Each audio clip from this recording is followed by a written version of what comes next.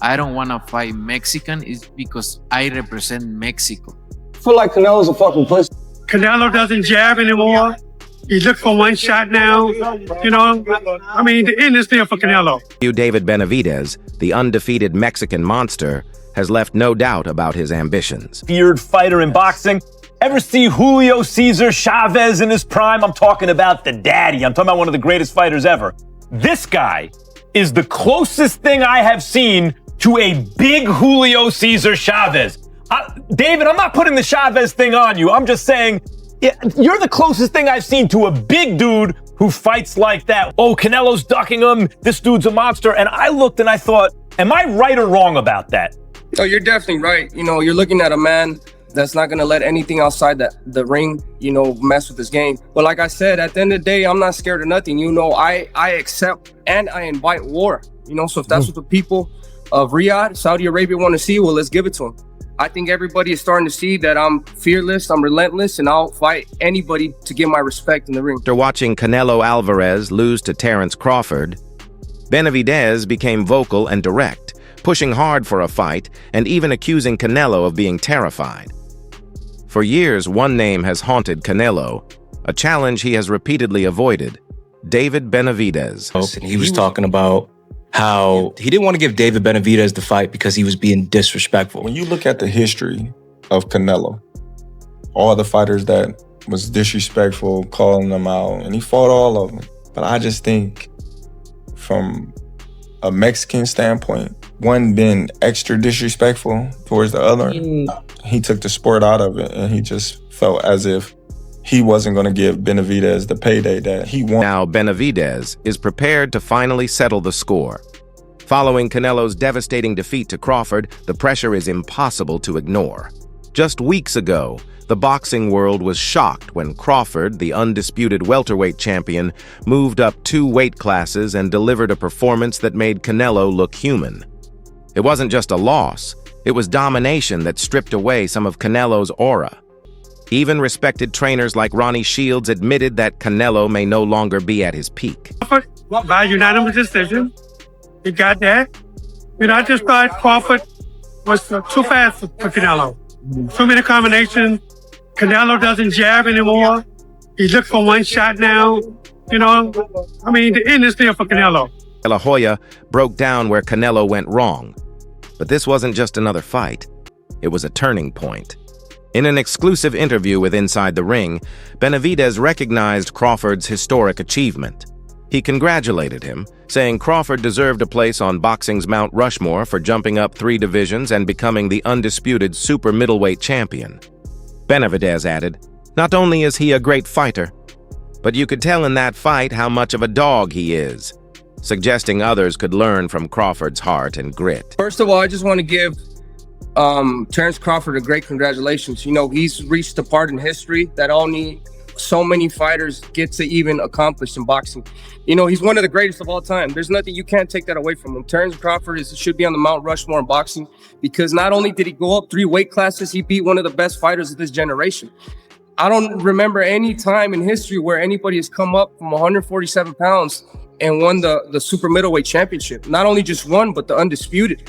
He's won every single title. So, that man, not only is he a great fighter, but you could tell in that fight by seeing this combination right now how much of a dog he is. And I think a lot of fighters could take a lot of notes from Terence Crawford, not only physically, but take notes in the heart aspect. And I give it all up to Terence Crawford. He's one of the greatest of all time. And, we salute Terence Crawford. Long before Crawford shook the boxing world, Benavidez had been relentlessly chasing Canelo, like a ghost in the super middleweight division. Belts right here. I'm the best in the division.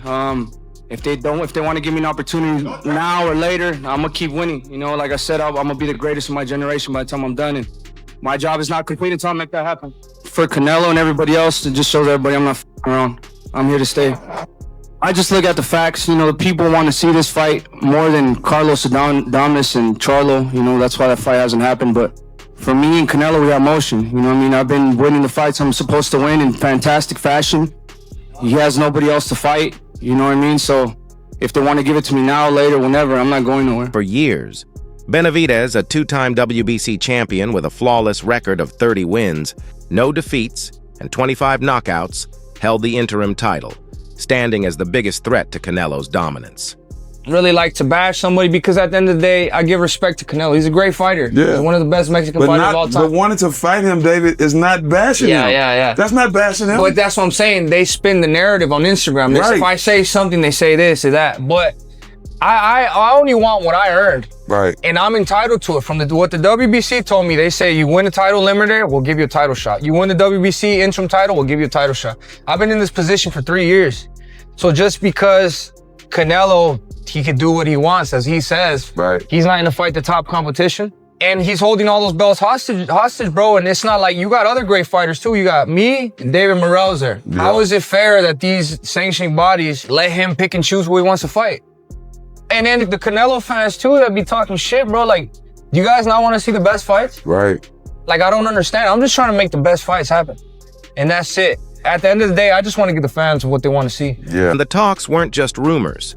Reports surfaced of a jaw-dropping $70 million offer for Canelo to fight Benavidez. Benavidez himself confirmed, saying he was guaranteed $5 million for the bout. I've heard everybody that's been in front of me, and Canelo's no different. And I will hurt him too, and I'll take all his belts. It's crazy that he asked for $150 million or $200 million to fight me, but he still has the nerve to say that I don't bring nothing to the table.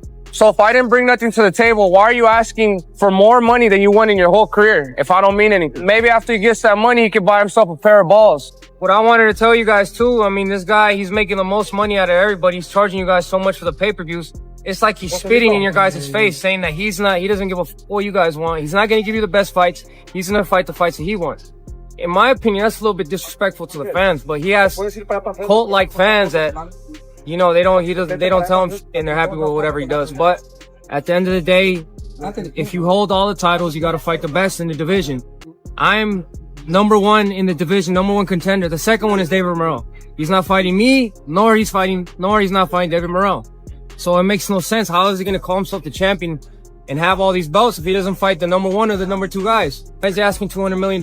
Why, when they bring my name up with him, that's the most money he's going to make. When he fought Amir Khan, I weighed him at like 25 pounds. But, you know, I think it's just he's running out of excuses and running out of things to say, but that's just how it is. I guess that's when you... But once Benavidez agreed, the phone went silent.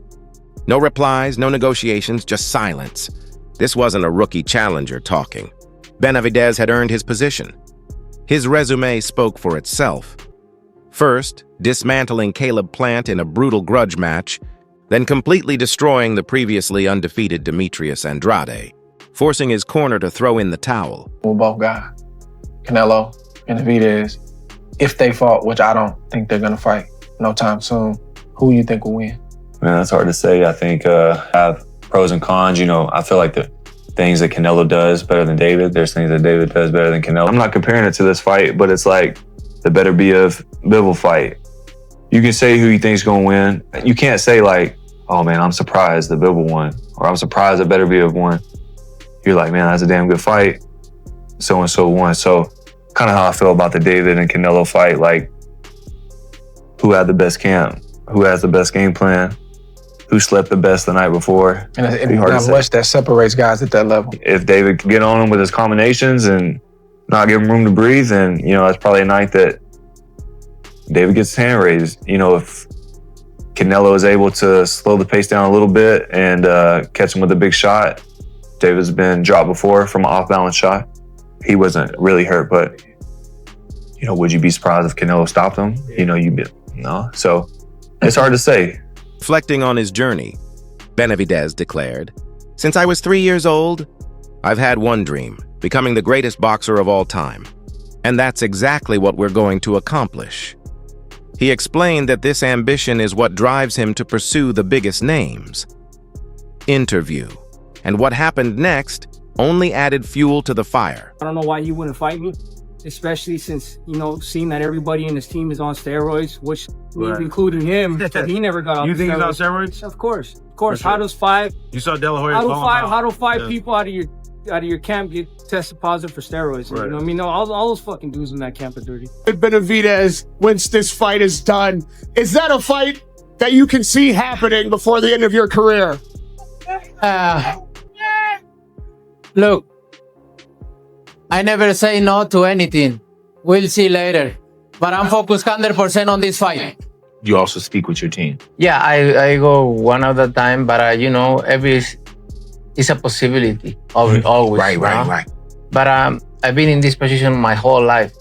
One was I was in Toronto in 2012, 11. Then Mayweather, then Lara, then Cotto, then Callum Smith, then Golovkin, and then if I beat Benavidez, it's gonna be other guy there. They want me to fight. So I've been in this position my whole life, but is that time when that fight they ask, I give it to them.